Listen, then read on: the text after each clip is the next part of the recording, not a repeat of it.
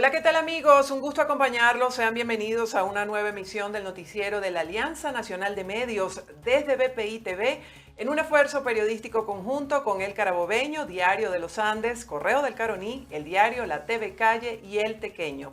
Reafirmamos así nuestro compromiso semanal de llevarles la información precisa y veraz sobre lo que ocurre en Venezuela. Comenzamos. Muchos en Venezuela se preguntan, ¿es seguro volver a construir en La Guaira tras los terremotos del 24 de junio?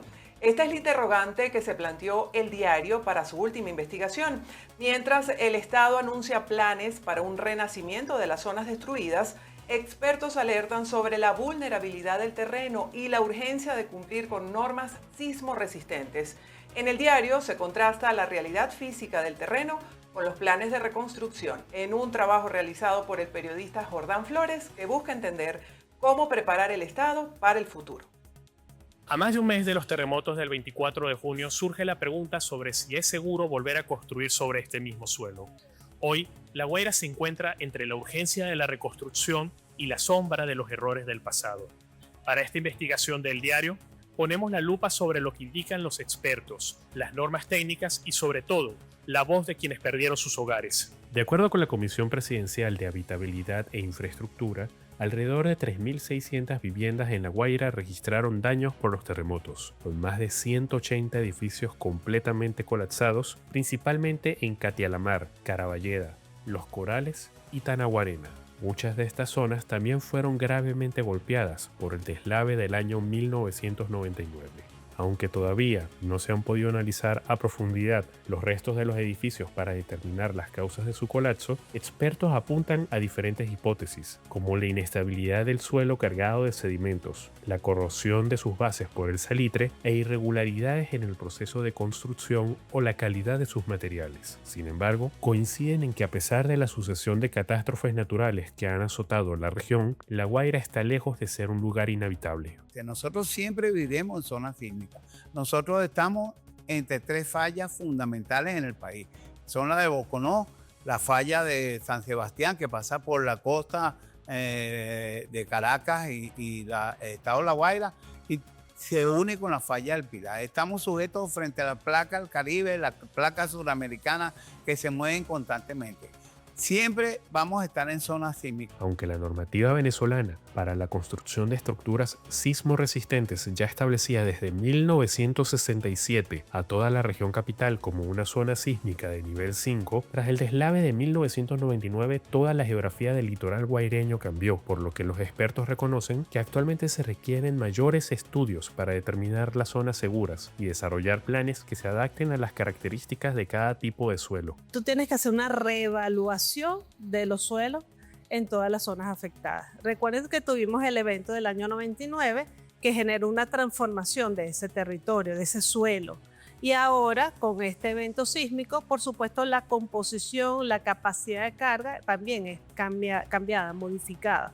Entonces, ahorita es muy aventurado decir dónde se permite, dónde no, porque tienes que estudiar cuál fue el impacto de este evento sobre la estructura de ese suelo y poder determinar cuáles son las zonas que se mantienen como áreas protegidas, por ejemplo, las asociadas a los cursos de agua, cuáles tienen que ahora convertirse en zonas de protección por condición geológica o geotécnica, cómo quedó la costa de Vargas frente a posiblemente eventos de erosión costera, cuál es el nivel de estabilidad. En el caso de La Guaira es que ya había estudios sobre los suelos, ¿verdad? Que esos estudios quedaron todos ordenados, pero que al final no se usaron para nada.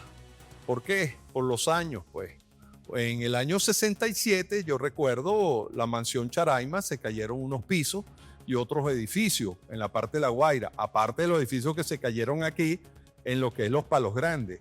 De Los Palos Grandes pasa hacia lo que es la parte de La Guaira también. O sea, que son suelos que tienen problemas también de tener mucho líquido, y por eso el problema de licuefacción, ¿ok?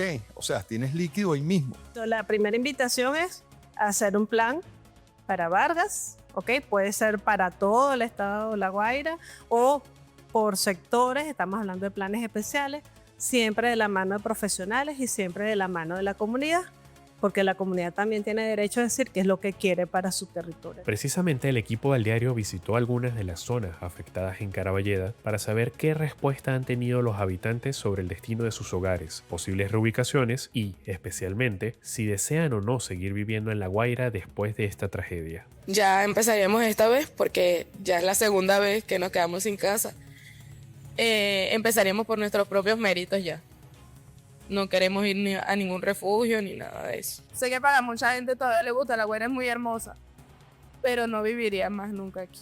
Yo tengo fe en que nosotros podemos recuperarnos. Creo que ya vivimos una tragedia en el año 99, donde de verdad nos levantamos pues, acá en La Guaira. Nosotros tenemos fe de que podemos hacerlo. Quien ha estado en refugio y sabe de que cómo se vive en un refugio, sabe que eso tarda años. Eso no va a ser respuesta para ahorita, no. ¿Qué es lo que deberían de hacer ellos? Realmente ver quiénes son las personas afectadas a través de este terremoto y le den su merecido beneficio. Yo no regresaría a La Guaira. Primero, tengo una herida muy grande que sanar y cerrar ciclo por ese lado. Segundo, no me veo aquí todavía. Y no lo veo seguro en el sentido de que el gobierno haga otro edificio para volvernos a meter aquí, sabiendo más todavía de que construyeron ese edificio encima de un lago. Entonces ya no es confiable, pues. Los expertos coinciden en que La Guaira puede resurgir nuevamente como una ciudad plena y habitable, pero únicamente bajo criterios técnicos rigurosos y con planificación adecuada, y sobre todo con transparencia por parte del Estado, incorporando a los gremios en sus planes de vivienda y desarrollo urbano. Aquí en futuro, tú tienes que definir cuál va a ser el futuro de todo lo que es La Guaira. Si va hacia el turismo, tienes que reordenar y rezonificar las edificaciones en cuanto a su estructura y a su altura, sobre todo en cuanto a su altura y el sistema que te dan los estudios, tanto urbanos de los suelos como en específico de la parcela tal. Hay mucho trabajo por hacer y lo importante es empezar por un catastro, por ejemplo. ¿Dónde están las propiedades? ¿De quiénes eran? Hacer un censo. ¿Cuál es la población que está, que va a quedar, que se va a reubicar allí? ¿Cuál es la necesidad más imperante? ¿Qué tipo de población tenemos? Adultos mayores, niños más jóvenes. ¿Cuáles son los equipamientos que requiere el Estado y que fueron destruidos? ¿Cuáles se pueden fortalecer porque permanecen? Y después que tengamos esas condiciones y variables urbanas es que vamos a poder avanzar en la fase de construcción. Los mapas de riesgo y las advertencias de los expertos coinciden en algo fundamental. El impacto del desastre no depende solo de la fuerza de la tierra, sino de qué tan preparados estamos para enfrentarlo. La reconstrucción de La Guaira exige planificación, rigor y respeto por las normas técnicas, para que la prevención se convierta en la base del futuro. Reportó para el noticiero de la Alianza Nacional de Medios, Jordan Flores, El Diario. Les contamos que la comunidad científica del estado Trujillo alerta sobre el riesgo de enfermedades luego de eventos sísmicos, como los registrados en Venezuela, y llama a reforzar la formación médica. Alexander González, de El Diario de los Andes, con el reporte.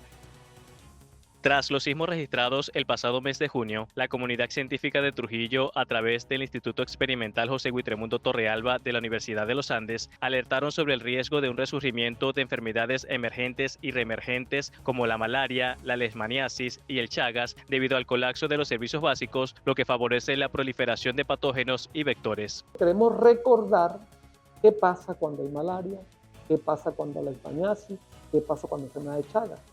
En el caso de los desastres se desajusta todo. Entonces pueden surgir cualquiera de esas.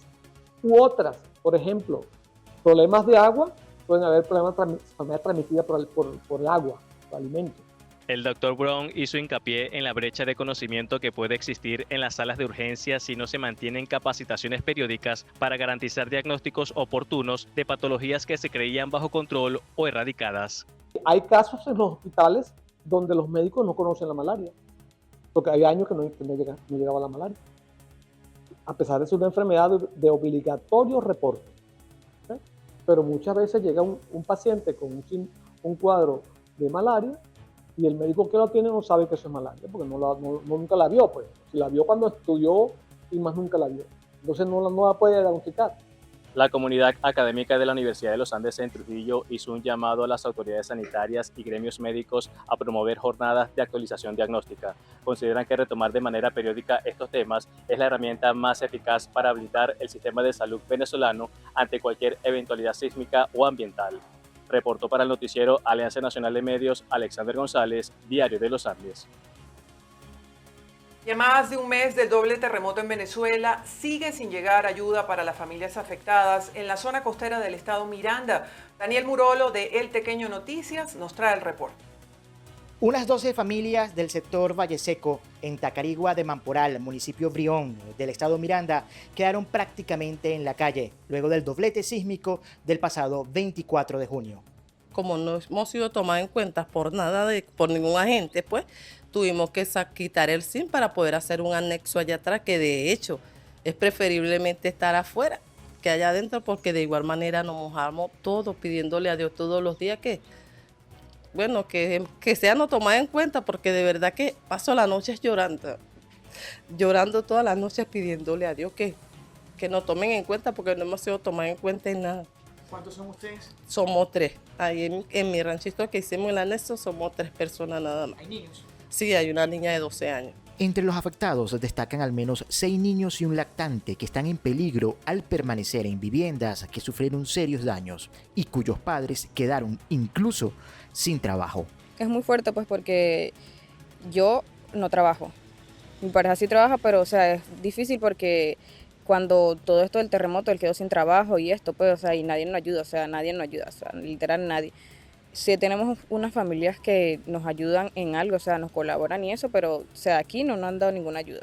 Las lluvias de los últimos días han empeorado la situación, por lo que han tenido que buscar refugio en casa de familiares y vecinos. Con este colapso tuvimos que salir, pues. Yo por lo menos ahorita nuevamente, porque no tengo dónde vivir, estoy aquí y estoy allá, donde mi mamá. Entonces, la otra prima que vive aquí también está aquí al lado de una familia también que le están dando auxilio. Y estamos así, y reparando así para, usted sabe, poner la cocina, la cuestión, porque no tenemos en realidad donde... ¿Ayuda? Ninguna. Aquí han venido gente de la alcaldía a ver, sí, vamos a ayudar, pero como usted puede ver, no han dado ayuda. Desde el municipio Brión del estado Miranda, para la Alianza Nacional de Medios, reportó Daniel Murolo del Tequeño Noticias. Y luego del doble sismo en Venezuela, que también sacudió el estado Yaracuy, las secuelas continúan marcando la vida de cientos de familias. Mientras algunas reciben atención y avanzan en su proceso de recuperación, otras permanecen atrapadas en la incertidumbre, esperando así respuestas y soluciones. San Felipe y Veroes reflejan hoy dos realidades distintas de una misma tragedia. Ricardo Tarazona de El Carabobeño nos cuenta más. En el municipio de San Felipe, un total de 50 viviendas sufrieron afectaciones por el doblete sísmico. Esta es la casa del señor Edgar Rodríguez, ubicada en el sector Punta Brava, una de las 50 casas que, de acuerdo al alcalde de esta ciudad, será restaurada en su totalidad. Le doy gracias a Dios porque ya tengo mi construcción, empezaron mi construcción y mi casita. Tenemos afectación de unas 50 viviendas, de las cuales 5 de ellas colapsaron totalmente y ya iniciamos el proceso de construcción de estas viviendas para apoyar en nuestro municipio de San Felipe a todas las personas. Estas 5 viviendas vamos a asumir desde la alcaldía la construcción total de las mismas. Y el resto de las 45 vamos a estar iniciando procesos de entrega de materiales de construcción. Pero la realidad de otras familias es completamente diferente. En Veroes, por ejemplo, esta familia no sabe con certeza si tendrán o no acceso a una vivienda. Esta espera se ha vuelto una agonía, pero como te digo, estamos viviendo de la misericordia de los demás, lo que nos han dado la gente. Nos traen artículos personales, comida, ropa, porque nosotros quedamos prácticamente sin nada. Y el gobierno vio eso, pero no le ha tomado mucho cuidado, no le ha puesto mucho cuidado a uno, pues. Eso es lo que yo te quiero decir. Porque si en verdad ven una casa caída, ¿cómo van a arreglar una casa que se gritó?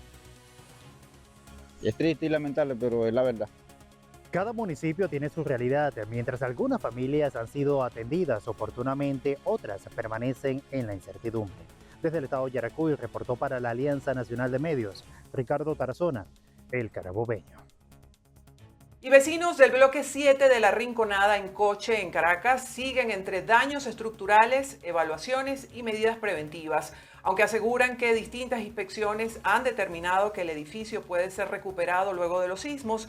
Todavía esperan respuestas concretas para habitar con seguridad sus viviendas. Ayrton Monsalve de la TV Calle tiene la nota. Etiquetados que no significan automáticamente una respuesta y soluciones a las problemáticas identificadas. Esto es lo que viven los vecinos de la urbanización La Rinconada en el sector de Coche, específicamente el bloque 7, tras más de un mes de los movimientos telúricos. Las evaluaciones han cambiado de color, pero los vecinos siguen esperando que comiencen las reparaciones. Los primeros días quienes vinieron fue Fumbicis y nos dijo que había un desalojo preventivo con etiqueta roja, mas nunca se puso la etiqueta.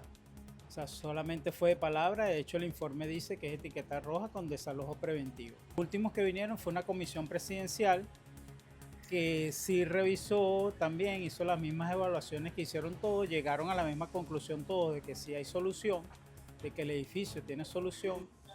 Y sí nos etiquetaron, pero esta vez con amarilla, porque lo que ellos alegan es que las otras columnas están haciendo su función, excepto una que es la que tenemos dañada. Ya era cuestión del primer paso, era apuntalar.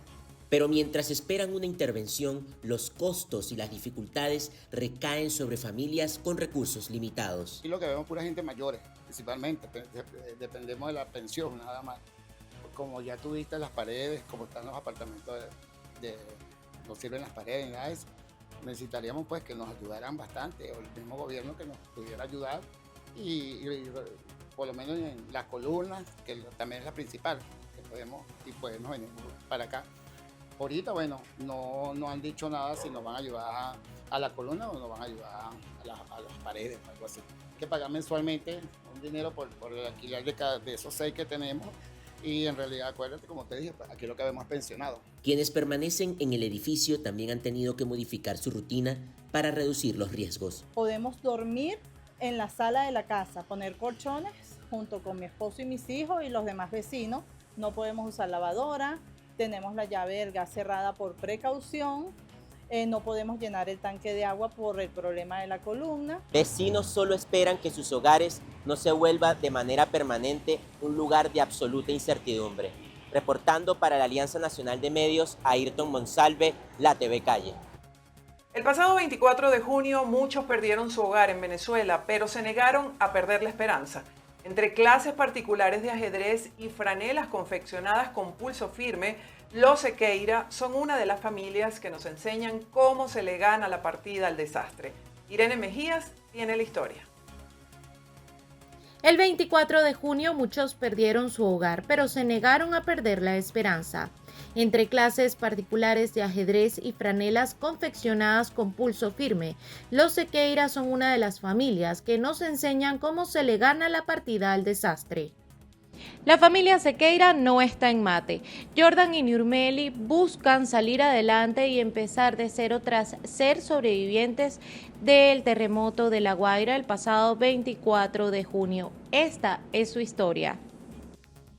Cuando la tierra tembló, la familia Sequeira lo perdió todo bajo los escombros de su hogar. Sin embargo, decidieron que el miedo no movería sus fichas. Hoy pernoctan en un taller de costura y entre tableros de ajedrez e hilos de esperanza nos enseñan cómo se le gana la partida al desastre.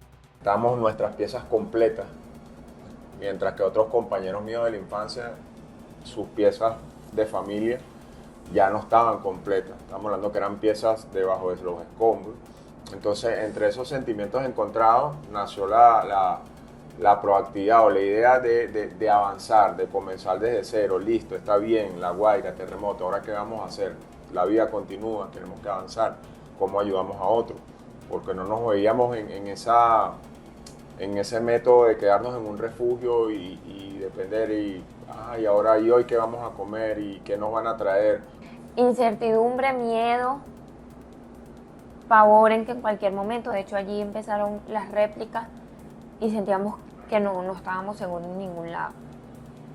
O sea, el hecho de ya estar juntos era estar bien y si venía una réplica y que ya no la íbamos a contar, por lo menos estábamos juntos.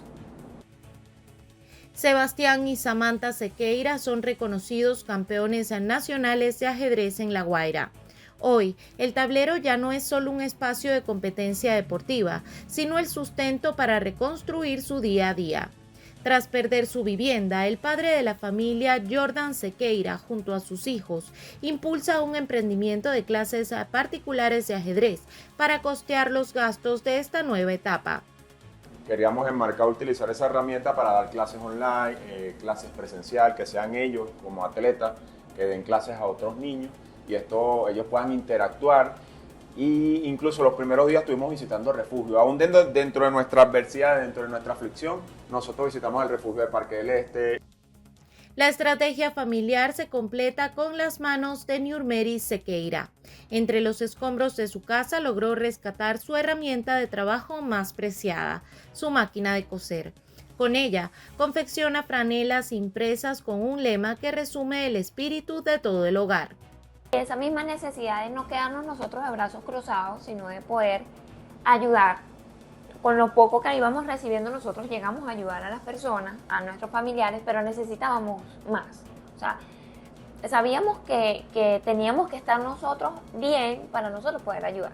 Y mi hermana nos empieza a dar una idea de que por medio del ajedrez podíamos solicitar o cobrar un aporte para poder tener nosotros algo en cuanto al sustento y poder también ayudar a los familiares que se nos quedaron allá abajo.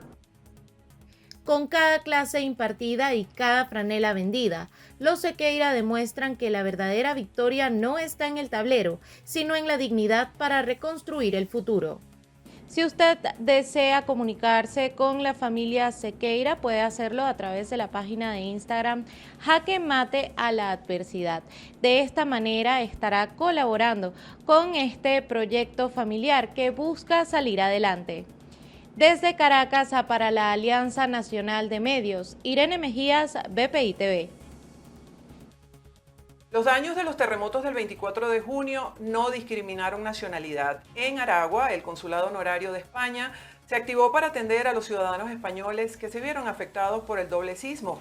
Carla Carrera Ortiz, del Carabobeño, nos cuenta más. Son 56 familias las que han sido atendidas hasta el momento, como resultado de la data levantada a través de un censo que les permitió determinar las acciones prioritarias. Hemos hecho, por ejemplo, registro fotográfico. Hemos de alguna manera hablado directamente con las personas, la infraestructura, cómo han sufrido, cuáles son sus condiciones. También tienen una evaluación no formal del punto de vista psicológico. Cada uno es una historia, un caso particular. Franco Alumno vive en un piso 7 con su esposa y sus 2 hijos. El menor tiene 14, todavía no pueden volver. Alexander Lillo vive en un piso 3 con su madre de 82 años, su hija y su sobrino. Casi todas las paredes del apartamento donde viven se cayeron. Nos sentimos bastante tranquilos, oídos, ¿verdad? Por parte de ellos. Nos entregaron también una ayuda física de comida, implementos de higiene y medicinas también. La alcaldía ofreció una ayuda que nunca llegó.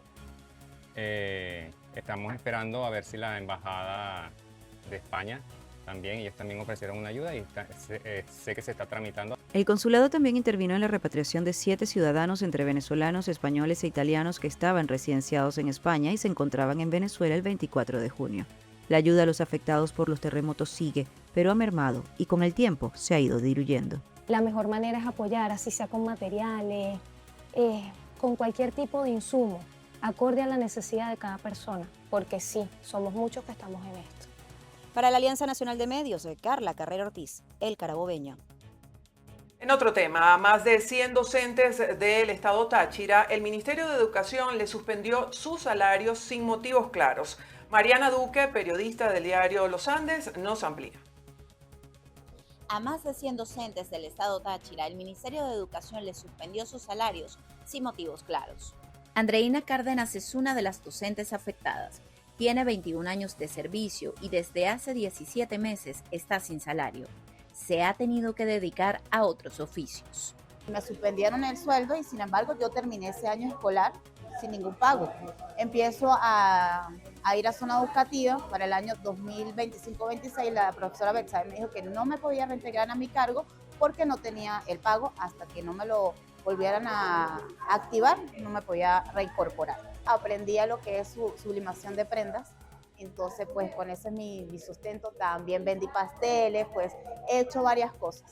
Evencio Zenón, integrante de la coalición sindical del magisterio tachirense, indicó que como la directora de la zona educativa no ha respondido sobre estas suspensiones, desde junio de 2026 han acudido al Ministerio del Trabajo. Hay más de 100 trabajadores privados de su salario, pero tenemos en nuestras manos 14 trabajadores docentes que se atrevieron a acudir a las organizaciones sindicales a manifestar su despropósito de parte del gobierno nacional. Los demás, a lo mejor por el tema del temor o que le vayan a aplicar algún acto disciplinario, no se atrevieron. Zenón denunció que entre estos casos hay una docente expresa política. Lamentablemente hay una profesora del municipio Guásimo que fue privada de libertad por los acontecimientos políticos electorales del año 2024. Ella, sin ningún tipo de justificación, llegaron a su casa, la sacaron de su domicilio, se la llevaron detenida y tuvo unos cuantos meses privada de libertad en Santana, y después que sale de esa prisión de manera irresponsable, irregular, se encuentra que le han suspendido el salario.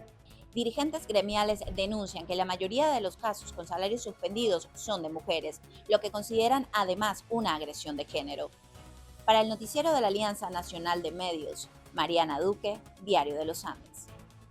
Desde el estado Sucre, Andrea Fabiani del Correo del Caroní nos informa que lo que inició como un trabajo preventivo en el sistema Turimiquire se ha convertido en una grave crisis hídrica que mantiene a los habitantes de 3 municipios de esta zona oriental del país sin agua por tuberías desde hace 5 meses. Este escenario ha obligado a los ciudadanos a modificar su cotidianidad y ha afectado significativamente su calidad de vida, llevándolos a cargar agua a kilómetros de distancia y muchas veces pagar por este servicio. No ha sido fácil con el tema del agua. Hemos pasado bastante trabajo en este sector. Por lo menos en mi caso, que yo soy una persona con discapacidad de la columna, no puedo cargar agua. Siempre he tenido que estar pagando para traer el agua. O mis nietos que ya, bueno, cansados de cargar agua. Para bañarnos, como para lavar, para hacer todos los quehaceres del hogar, tenemos que saber administrar esa cantidad de agua que se nos da. El gobierno regional ha empleado un cronograma de suministro por tuberías de forma rotativa para las distintas comunidades, así como mantiene activa una flota de más de 70 cisternas. Sin embargo, esto no suaviza la crisis y mucho menos las consecuencias a nivel físico, económico y mental que agobia a los ciudadanos. Económico, psicológico, de toda forma, porque aparte de que hay que cargarla también, porque cuando no viene cisterna hay que cargarla de un trecho largo. Llega por medio de cisterna cada de entre 8 o 10 días. Es que llega el agua por medio de cisterna, que distribuyen todas las comunidades adyacentes. ¿Cuándo será restituido el servicio de agua por tuberías? Es la pregunta que se hacen los ciudadanos y que las autoridades aún no pueden responder. Mientras tanto, la población continúa tratando de resolver su día a día. Para la Alianza Nacional de Medios, Andrea Fabiani, Correo del Caroní. La crisis eléctrica en Carabobo vive su peor momento y esto es un reflejo de décadas de desinversión. Ahora el gobierno regional busca revertir los daños, pero los tiempos son extensos y no hay recursos. Ahora, con el doble terremoto del 24 de junio, la crisis se profundizó y las comunidades pasan hasta una semana sin electricidad. Armando Díaz del Carabobeño tiene la nota. Carabobo está viviendo quizás su peor momento en cuanto a la crisis del servicio eléctrico. El terremoto del pasado 24 de junio dañó 600 megavatios que se habían restituido a la red del Servicio Eléctrico Nacional, de acuerdo a lo afirmado por el gobernador Rafael Lacaba. Sin embargo, a pesar de los intentos desde la gobernación, en las calles la realidad es otra. Los apagones son cada vez más constantes y se juntan con las fallas, aumentando la zozobra y la desazón de los carabobeños. Sobre esta realidad profundizamos a continuación. Que no cuidan lo que el Estado o lo que gobierno central le da la mano para que hagan lo que tienen que hacer. Entonces, por eso lamentablemente nuestro sistema ha venido decayendo por esa situación de dejadez. Que tengo que empezar ahorita a echarle, de recuperar 1.000, 1.500, 1.000 megavatios en términos de un año, y que lo puedo hacer. Que vaya con 150, por menos 600, después pusieron 650, viene ahorita 150 más, y viene la otra en 150, o sea que para fin de mes o fin de año, ahí vamos a tener 450 megavatios, y queda una sola máquina que ya compraron los repuestos para que en 6 meses usted me la pueda recuperar. O sea que yo a final de año puedo tener ahí otra vez mis 600 megavatios que ya estaban instalados. A la par de las reparaciones, zonas de Naguanagua y Valencia pasan hasta 3 días sin electricidad. Estamos gravemente afectados con el problema de la luz que viene desde el sábado. Llevamos para una semana. Supuestamente era un corte. Pensábamos todos que era un bajón, pues resulta que no fue así.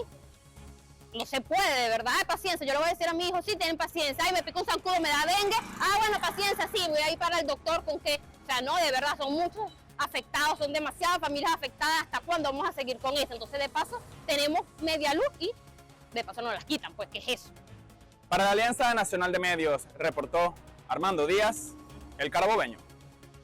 Mientras tanto, en Anzoátegui, los cortes eléctricos tienen una duración de 4 a 6 horas por bloques, acumulando hasta 12 horas o más al día sin el servicio. Esta problemática está afectando drásticamente a la población estudiantil universitaria. Marky Briceño de BPI TV nos ofrece más detalles. Los cortes eléctricos en el estado Anzoátegui se han intensificado de una forma crítica con un esquema de doble racionamiento y apagones diarios, afectando sectores de la zona norte como Barcelona, Lechería, Puerto La Cruz y centros urbanos como Anaco y El Tigre. La verdad, todos estos cortes han sido un gran problema, pues he tenido muchas actividades que se me han acumulado y para poder sobrellevarlas he tenido que ir a un lugar u otro que en ese momento tengan luz y tengan un UPS por lo menos para poder llevar mis tareas a cabo. Porque en mi casa como tal pienso, se me han dañado los dispositivos, se me han dañado el refrigerador, el internet, todas esas cosas. Entonces, de urgencia a última hora he tenido que entregar las cosas. Han sido muy complicados, pero se ha podido sobrellevar. Aunque preferiblemente si se solucionara este problema, bueno, sería mucho mejor. La estudiante de ingeniería María Marcano resaltó que cuando ocurren los cortes eléctricos, las autoridades universitarias proceden a desalojar a la población estudiantil de las aulas, impidiendo culminar las evaluaciones. Cuando no hay clases aquí en la universidad, siempre nos sacan porque no podemos quedarnos adentro cuando no hay electricidad y eso nos quita mucho tiempo. A veces no podemos incluso hacer las evaluaciones y después nos quitan tiempo, nos quitan los puntos incluso. Mucho de la luz últimamente, ha habido muchos problemas, sobre todo para nosotros que estudiamos sistemas, ya que estamos mucho con las computadoras y todo esto. Y sobre todo cuando estábamos en materias online, teníamos que mandar evaluaciones y no, pues se va la luz y no podemos.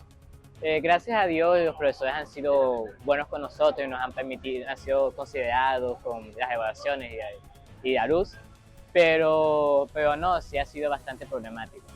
Por mi parte yo no he tenido nada que se haya destrozado en mi casa, pero entiendo que mucha gente se ha sufrido esta consecuencia. Ante los constantes racionamientos de electricidad, las universidades públicas y privadas de esta región del país han tenido que reestructurar sus dinámicas académicas y operativas. Desde el estado Anzoátegui, soy Marky Briceño de BPI TV para la Alianza Nacional de Medios. Mientras tanto, las fallas sistemáticas del servicio eléctrico en el estado Mérida han dejado de ser un problema técnico para convertirse en un estancamiento al desarrollo económico y una amenaza a la salud mental de sus habitantes. Jade Delgado, del Diario de los Andes, con la información. De acuerdo con la advertencia de los gremios empresariales, los constantes apagones se han consolidado como el principal obstáculo para la productividad del sector industrial, comercial y pequeños emprendedores del estado Mérida. El entorno empresarial debe moverse en un escenario donde todos los servicios públicos funcionen. En el caso concreto de los Andes y más en especial el estado de Mérida, tenemos más de 20 años con una crisis eléctrica instalada que no nos permite realmente desarrollar todo el potencial que tienen las empresas, sobre todo el sector industrial, que es el de los más afectados, aunque al final tanto el sector comercio como la pequeña y media industria también está afectado. El impacto negativo causado por la crisis eléctrica también afecta al sector salud. Personal médico ha manifestado su preocupación al respecto y exigen soluciones.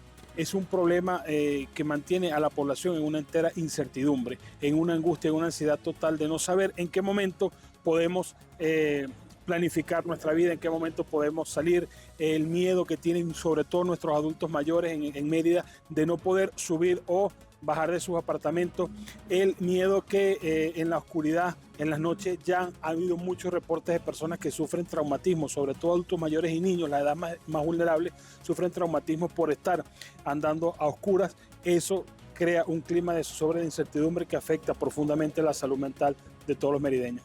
Este inconveniente deteriora cada vez más la calidad de vida de las personas, pero además genera gastos adicionales al causar daños en equipos de línea blanca, televisores y electrodomésticos. Los equipos se dañan porque justamente falla la electricidad y eso es constante. Entonces ahora no son 3 horas, son 4 o 5 horas.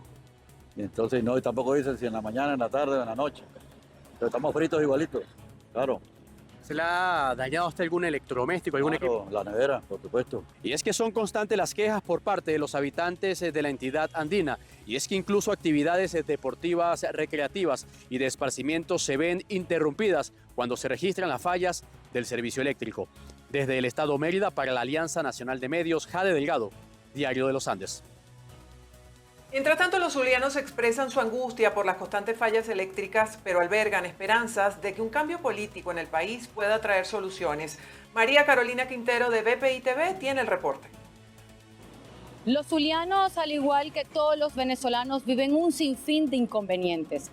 Sin embargo, las fallas en los servicios públicos, en especial las fallas en el servicio eléctrico, son de los mayores anhelos que tienen los ciudadanos para una pronta solución, tomando en cuenta que se inician unos nuevos ciclos de negociaciones entre la oposición y el oficialismo. Las constantes interrupciones en el suministro eléctrico continúan alterando el día a día en la región. Para los habitantes del estado Zulia, la inestabilidad del servicio no solo afecta la calidad de vida, sino que frena la rutina diaria y las actividades productivas, convirtiendo la estabilización del sistema en una exigencia prioritaria para la comunidad. La electricidad, el agua, hasta todo momento son los dos servicios que más nos ha costado y de verdad estamos sufriendo lamentablemente por esta situación. Podría ser, yo sé que la cosa es bastante engorrosa porque ha habido mucho deterioro. Entonces yo sé que esto no es a corto plazo, esto va a ser a largo plazo, porque sé que los servicios públicos honestamente en el día de hoy aquí en el Zulia no sirven. Muchísimo. Sí, 6 horas, pues en la mañana, en la noche 2, mucho. La electricidad, que tengamos luz todos los días, porque eso es horrible. Ante el inicio de una nueva ronda de conversaciones políticas, la ciudadanía espera que los acuerdos se traduzcan en soluciones concretas para las fallas estructurales del país, donde la crisis energética encabeza la lista de urgencias. Si los que están del otro lado también tienen una buena mente, sí se puede, podemos tener resultados. Porque yo opino que nosotros estamos perdidos, nosotros ni uno ni otro. Debería traer buen resultado. ¿Qué aspiras de esa reunión? Cambios drásticos, especialmente en la electricidad. Reglas claras en el juego electoral, mejores condiciones económicas. También son de los anhelos que tienen los zulianos para tener una mejor calidad de vida. Las expectativas para este nuevo ciclo de negociaciones son bastante altas. Para la Alianza Nacional de Medios, María Carolina Quintero, BPI TV. Luz Frandi Contreras del Diario de los Andes nos cuenta que 5 comunidades incomunicadas y 2 viviendas al borde del colapso es el dramático escenario que se vive en el sector El Torbes del municipio Cárdenas en el estado Táchira tras un fuerte socavamiento en la vía principal. Los habitantes denuncian la falta de respuestas oficiales mientras luchan por transitar a pie. 5 comunidades donde habitan más de 1000 familias en el sector El Torbes del municipio Cárdenas en el estado Táchira permanecen incomunicadas tras el socavamiento del terreno en la vía principal. Aún desconocen las causas que generaron este suceso. Que mencionaron que iba a venir unos geólogos a inspeccionar la situación y que ellos iban a evaluar los posibles consecuencias, causa de lo que está sucediendo aquí. Los de esta vivienda ayer desalojaron todo ya no hay nada, prácticamente esperando que suceda lo que tenga que suceder y esperando a ver si de pronto hay una solución para que no vayan a perder su casita. Nosotros el único medio de salida de nosotros es esto. Por arriba hay otra vía que funciona, pero esa vía está totalmente también abandonada. Por ahora nos toca a pie, pasar aquí a pie porque la buseta del transporte no pasa, la mototaxi tampoco. Para la Alianza Nacional de Medios, reportó Luz Frandy Contreras, Diario de los Andes. Productores agropecuarios del estado Bolívar denuncian limitaciones para trabajar y sacar sus productos hacia los mercados debido a la falta de combustible, deterioro de vías de acceso y trabas institucionales en el ciclo de vacunación contra la fiebre aftosa. Beisis Marcano, del Correo del Caroní, con más información. La Federación de Productores Agropecuarios del Estado Bolívar advierte que las fallas en la entrega de combustible amenazan la operatividad del sector. La directiva de FEPROAGRO Bolívar, gremio que agrupa a 9 asociaciones de la región, advierte que la inacción oficial atenta contra el esfuerzo de los productores locales. Algunos sectores suman hasta más de 2 meses sin recibir diésel. Además, denuncian distorsiones graves en la tarifa oficial, que es de $0.50 por litro. En Bolívar, el gasoil se cobra hasta en $1, afectando severamente los costos y la competitividad del sector.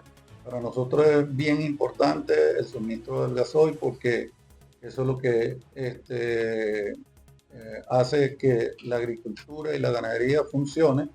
Nuestras maquinarias todas están con el combustible, con gasoil y bueno, pasar 2 meses sin el combustible es prácticamente que paralizar nuestras actividades. Los productores alertan sobre trabas del Instituto Nacional de Salud Agrícola Integral INSAI en el ciclo contra la fiebre aftosa e inconsistencias en las cifras oficiales que se suministran a entes internacionales. Sin embargo, reportan la inmunización consciente y privada de entre el 70 y 80% del rebaño. Para salvar el estatus de la región, proponen un convenio con el estado de Roraima en Brasil que permitiría recibir asistencia técnica y lograr la certificación. Todavía hay muchísimos productores que no han recibido su aval sanitario. El sistema CIGESAI sigue siendo un problema muy grave para el sector agropecuario. El acceso y la parte de entrega de los certificados, no se le entrega aval a los productores porque no han cumplido supuestamente con el sangrado y con las pruebas de brucelosis, cosa que en la ley no establece eso. El colapso de las vías de penetración rural es otro de los problemas que enfrentan. Sin caminos transitables ni gasolina suficiente para trasladarse, los ganaderos se ven imposibilitados para llevar insumos a las fincas o distribuir sus productos a los centros de consumo. El sector exige la regularización en la entrega y precios del combustible, un plan de rescate vial y una mesa técnica de trabajo con la gobernación. Reiteran su disposición al diálogo, pero consideran que la seguridad alimentaria del país no puede seguir frenada por la burocracia. La vialidad agrícola. La vialidad agrícola en condiciones negativas nos va a afectar el buen desplazamiento, no solo de los productores para sus unidades de producción, sino que también la salida y entrada tanto de productos ya elaborados como de insumos para continuar la producción. Desde Correo del Caroní, en el estado Bolívar, para la Alianza Nacional de Medios, Beisis Marcano. El sector transporte es uno de los más golpeados en el estado Lara debido a la poca disposición de estaciones de servicio para equipar las unidades y una tarifa de pasaje que no se ajusta a la realidad económica del país. Génesis Colmenares de BPI TV tiene la nota. De acuerdo con el Sindicato Automotor del Estado Lara, los transportistas deben pasar entre 7 y 8 horas en cola para poder surtir de combustible, paralizando la jornada de quienes intentan trabajar. Nos llega muy poco combustible, aparte de que anteriormente nos habían asignado 2 estaciones de servicio aquí en Iribarren, del terminal y la sindical, pero esto todavía sigue siendo insuficiente porque apenas que nos surten son 60 y a veces 50 litros, 21 estaciones de servicio a gas nada más que funcionan 9. Cuando se dañan algunas de estas estaciones de servicio colapsamos, entonces tenemos que o durar de 7 a 8 horas en las colas o amanecer en las estaciones de servicio, que eso nos hace bastante complicado para salir el siguiente día a prestar este servicio tan importante.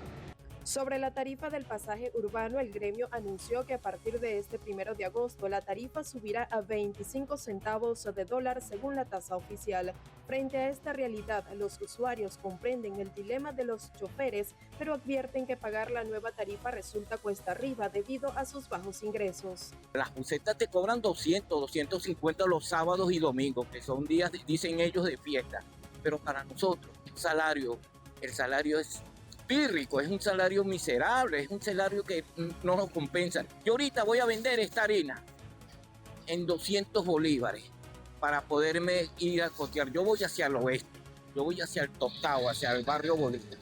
Y para mí esto es triste, que yo esté vendiendo la comida para poder trasladarme hacia el oeste. Ahorita todo está tan costoso que el pasaje, pues, para los conductores de las rutas también es difícil, pues todos los repuestos, todo está tan caro. Pese a esta situación, el gremio ratificó su disposición al diálogo con las autoridades en aras de buscar soluciones que garanticen la estabilidad del servicio. Desde el Estado Lara reportó Génesis Colmenares de BPI TV para la Alianza Nacional de Medios. Conmoción y repudio ha generado en el estado Amazonas una serie de hechos violentos registrados en los últimos días en Puerto Ayacucho. Autoridades regionales y organismos de seguridad han confirmado avances determinantes en las investigaciones para esclarecer estos casos. Yosmar Cayupare, del Correo del Caroní, nos ofrece más detalles. La sociedad civil y organismos de seguridad mantienen la mirada fija sobre investigaciones de casos que han enlutado a familias amazonenses. Uno de los casos más recientes fue un presunto feminicidio que tuvo lugar en el sector Alto Carinagua y mantienen alerta a los cuerpos policiales. Autoridades investigan el hallazgo de la víctima. Isamar Lisbeth Pereira Chacón, de 19 años, fue localizada en un lugar conocido como La Cascadita, en el sector El Guarray de Alto Carinagua.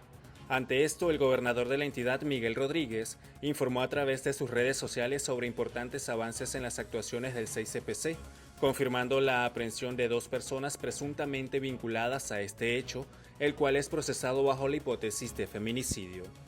En otro hecho que conmocionó a la colectividad, el 25 de julio, el joven David José Lara Jiménez, de 22 años, fue interceptado por sujetos desconocidos cuando se desplazaba en una moto. Aunque en un principio se presumía un accidente de tránsito, las investigaciones confirmaron que fue a causa de un hecho violento. A nuestras autoridades que implementen operativos de seguridad, que consigan el combustible que necesitan. El sistema de patrullaje no funciona aquí en Puerto Ayacucho. No funciona. No soy la persona indicada para decir por qué, pero sí soy la persona como ciudadano, como defensor de derechos humanos, de exigirle a las autoridades que se implementen los operativos de seguridad. Pero unos operativos que no sean de represión, no unos operativos que vulneren los derechos de las personas que por una razón o por otra están en la calle. No, esos no son los operativos que queremos. Queremos unos operativos que brinden seguridad, pero también respeto a los derechos constitucionales de las personas. A estos expedientes se suma el seguimiento al caso de Daniel Fleitas, quien fue víctima de violencia el pasado 10 de julio en un local de la avenida perimetral de la ciudad de Puerto Ayacucho. La consternación crece ante una ciudadanía del estado Amazonas que no está acostumbrada a esta realidad en su día a día. Desde Puerto Ayacucho, estado Amazonas, para la Alianza Nacional de Medios, Yosmar Cayupare, Correo del Caroní. Nos vamos al estado Nueva Esparta. Trabajadores de sectores productivos expresan su opinión sobre el acontecer del país, coincidiendo en catalogar como lento sus actividades durante el semestre. Ana Carolina Arias, de BPI TV, tiene más información. El turismo, la pesca y el comercio sostienen por lo menos el 80% de la población insular. Por eso lo que sucede en ellos es determinante para sus condiciones de vida y el propio desarrollo de la región insular. Como termómetro consultamos a personas de estos ámbitos sobre sus expectativas de esta próxima temporada y también cómo calificarían el primer semestre del año. Esto fue lo que nos dijeron. Teníamos la expectativa de que iba a ser muy buena, pero con respecto a lo que pasó, uno sabe que va a ser más lenta. Un atractivo fundamental de Margarita es el régimen libre de impuesto. Desde inicios del año, la Cámara de Comercio ha impulsado la actualización de la ley de Puerto Libre, pues en efecto toda referencia se hace en torno al turismo, incluso en actividades como la pesca y la microgastronomía de las empanadas. Siempre hay su gentecita, pero en verdad los meses de mayo, abril, esos días hubo, ¿verdad? Y la temporada estuvo de Semana Santa buenísima, buena, no podemos quejarnos, que siempre hay su gentecita, ahorita un poco pesado, pero siempre hay su gente aquí. Sobrevivimos aquí porque sabemos cómo son y cómo es el proyecto de pesca aquí con las manos. Tanto el negocio formal de tiendas como los que complementan los servicios, transportistas, artesanos, sienten un semestre sin mayor avance. Hubo como un declive fuerte, a comparación de diciembre, que veníamos como en una alza, veníamos con una estabilidad, más o menos, pero ahorita desde enero para acá ha sido un declive fuerte. La temporada prácticamente no hay, ahorita hay un luto nacional con lo que ha pasado, honestamente. La gente no viaja, la mayor parte de la gente que viajaba es la de Caracas, Maracay, Valencia. El 80% de los hoteles cancelaron, honestamente. Prácticamente temporada no va a haber. La conclusión es clara. El turismo es lo más transversal del Estado de Nueva Esparta. Por eso cada balance depende de las condiciones de los posibles visitantes para vacacionar. Desde la isla de Margarita para la Alianza Nacional de Medios, Ana Carolina Arias, BPI TV. Y en el marco de un nuevo capítulo de negociación entre gobierno y oposición, el ciudadano de a pie se muestra incrédulo ante posibles resultados concretos, tomando en cuenta los precedentes más recientes de intentos de diálogo. Sin embargo, el tutelaje de Estados Unidos como actor diferenciador brinda a los venezolanos cierta expectativa de un verdadero cambio político. Joan Álvarez de BPI TV tiene la nota. A pesar de que la liberación de fondos retenidos en el exterior es uno de los posibles puntos a negociar en la nueva etapa de diálogo político, los venezolanos se manifiestan escépticos ante el verdadero uso que se le pueda dar a estos recursos en medio de la tragedia por el doblete sísmico. Inversión en el tema salud, aquí el venezolano que no tenga seguro se muere o se va dejando perder por mengua porque no tiene para acceso a medicinas, un pensionado no tiene acceso a comprar medicamentos. Si te pasa algo no tienes para operarte, entonces bueno, lamentablemente lo que pedimos es que se fortalezca la parte de la salud y por supuesto que continúe la seguridad. Bueno, que lleguen a un mutuo acuerdo de las dos partes y que sea lo mejor para el país. Ojalá todo esto de los terremotos haya servido para que la gente se una, que creo que sí sirvió, y que bueno, y que el país salga para adelante porque en estos 8 meses la cosa se puso más ruda. Son parte de las peticiones del venezolano común que, si bien no se siente representado en esta negociación, exige transparencia en cuanto al futuro político inmediato del país, que según los testimonios pasa por la convocatoria de una elección presidencial. Cambio porque el país lo requiere. O sea, es decir, es necesario convocar elecciones presidenciales para definir. Lo más pronto posible. ¿Crees de alguna forma que están dadas las condiciones para esto en este momento? Ahorita, como lo del terremoto, no están dadas las condiciones, pero se requiere las elecciones para que haya un cambio profundo en este país. Es la herramienta, esa elecciones. Elecciones. ¿Por qué? Porque los que están no son legítimos, son ilegítimos. ¿Quién votó por ellos? Yo, mi voto no fue por ellos. O me devuelven mi voto del mundo para volver a votar por él, o veremos qué hacemos. Pero mi voto, yo siento que me lo robaron. ¿Y no confía en quienes están ahorita en el interinato? Por favor, voy a confiar en ellos con 130 bolívares que me dan de pensión. Nunca, pana. En este sentido es importante destacar que una buena parte de la dirigencia política de la plataforma unitaria dice no acompañar este nuevo proceso de diálogo, pero afirman que serán vigilantes de lo que se proponga de cara a las necesidades inmediatas del país, que como ustedes escucharon pasa por la conformación de un nuevo Consejo Nacional Electoral y la fijación de una fecha para nuevos comicios presidenciales. Desde Caracas, Joan Álvarez de BPI TV para la Alianza Nacional de Medios. En la Alianza Nacional de Medios salimos a las calles para consultar la opinión de los venezolanos en otros estados del país sobre este nuevo diálogo político que comienza hoy 1 de agosto. considero que lo que va a pasar el 1 de agosto, esos diálogos que van a haber son sumamente importantes porque de alguna forma van a contribuir para el futuro de nuestro país, y todo lo que está pasando en La Guaira, creo que ningún partido político debería de tomarse la atribución de decir que esto lo hice yo, lo estoy haciendo yo. Es algo de humanidad, es algo de sentido común. No, porque ambas plataformas están velando por sus intereses políticos y no realmente por lo que estamos pasando a consecuencia del doble terremoto y todo cómo tenemos que recuperar el estado de La Guaira. Si realmente ese va a ser el tema de la reunión que van a tener, me parece una excelente iniciativa siempre y cuando sea para apoyar a la población. Es primordial porque si estamos hablando que hay 3 fases, recuperación, estabilización y transición, entonces esto entra dentro de la fase de la recuperación. Hay muchos hermanos venezolanos que hoy en día están sin casa, no tienen absolutamente nada, y esto debe ser una agenda primordial, un tema primordial en la agenda que debe iniciar este 1 de agosto. Va a comenzar a estar bien, ¿verdad? Con este diálogo entre el gobierno y la oposición. Lo que queremos es paz, tranquilidad, ¿qué más puedo decir? Cónchale, la economía principalmente de este país, pues, ¿ves? Que es algo muy importante. Pues nosotros tenemos por antecedente ya que los diálogos no han funcionado acá en este país, entonces veremos qué tipo de diálogo se plantea en este momento. Yo apuesto de que ese diálogo tiene buenas perspectivas y creo que a partir del 1 de agosto comienza a tratar un tema económico en Venezuela, pero va incluido muchos temas allí.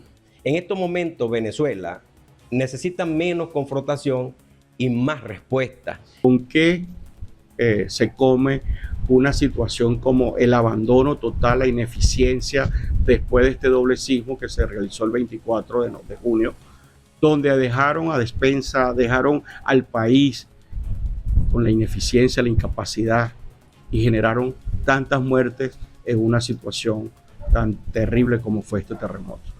No podemos seguir esperando cambios en personas que realmente no lo van a hacer. Juan Valera de la TV Calle nos comenta que ciudadanos del estado Lara se movilizaron esta semana para exigir la publicación inmediata de un cronograma electoral, esto en el marco de los 2 años de las protestas del 28 de julio, fecha de la última elección presidencial en Venezuela. Durante esta semana, en el marco del 28 de julio, los larenses se movilizaron para exigir un cronograma electoral y una fecha para elecciones presidenciales. A 2 años de la elección presidencial del 28 de julio, Vente Venezuela realizó una asamblea ciudadana en la que participaron dirigentes de la organización, representantes de la sociedad civil y ciudadanos larenses. Durante la actividad, los asistentes conmemoraron esta fecha y reiteraron su exigencia de un cronograma electoral, así como la convocatoria de elecciones presidenciales libres para Venezuela. Una asamblea de ciudadanos donde expresamos a viva voz que tenemos que seguir en la calle. Vamos a la calle a reclamar nuestros derechos y el derecho por una Venezuela libre, una Venezuela democrática y una Venezuela donde todos entremos. Asimismo, Larry Peña aseguró que esta concentración representa el inicio de una nueva etapa de movilización. Reiteró que continuarán promoviendo actividades ciudadanas para exigir un cronograma electoral y la celebración de elecciones presidenciales. Vamos en busca de este triunfo y vamos a salir. Este es la primera salida, si se quiere, pero vamos a seguir saliendo para exigir que vengan unas elecciones. Entre los asistentes también participaron jóvenes que respaldaron la convocatoria, señalando la importancia de que la ciudadanía continúe involucrándose en los espacios de encuentro y organización para expresar sus demandas. Elecciones ya. Creo que es necesario para conducir a una transición democrática la publicación de un cronograma electoral donde los venezolanos podamos votar y elegir libremente a quienes queramos que rijan los destinos de nuestro país. A 2 años de los acontecimientos del 28 de julio y tras los hechos que marcaron el primer semestre de este 2026, algunos participantes consideran que el país atraviesa un momento que invita a mantener la esperanza y a fortalecer la participación ciudadana. Este año la situación ha tenido un pequeño rayo de luz que nos permite creer nuevamente en Venezuela, quedarnos en Venezuela y trabajar en la reconstrucción de nuestro país. Desde el Estado Lara para la Alianza Nacional de Medios, Juan Valera, la TV Calle. Llegamos así al final de este recorrido informativo de la Alianza Nacional de Medios. Recuerden que pueden profundizar cada una de estas noticias visitando las plataformas digitales de BPI TV, Diario de los Andes, El Carabobeño, El Diario, Correo del Caroní, la TV Calle y El Tequeño. Gracias por apoyar esta alianza por la información.